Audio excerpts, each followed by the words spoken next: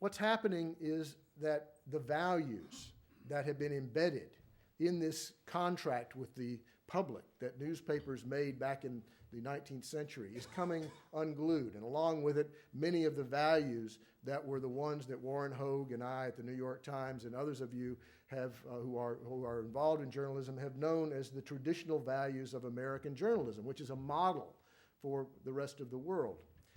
For instance, the idea of journalistic objectivity. Now, objectivity has taken a real beating.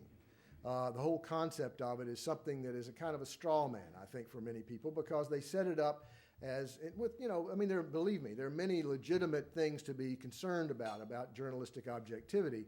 But I think, for my purposes, it is important to understand what you're talking about and not sort of slam what I consider to be a kind of phony objectivity that is easy to crap.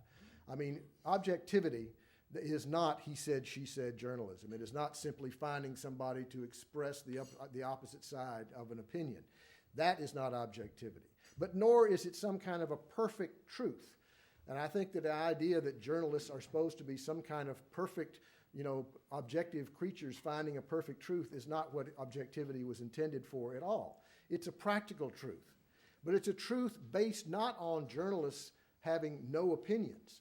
It's assumed that journalists have opinions, and that's what the idea of objectivity came from, because it was the mechanism for reining in that kind of assumed opinion, just like a scientist would begin an experiment with an idea of what the outcome is going to be. A journalist often enters a story with an idea about what the story is.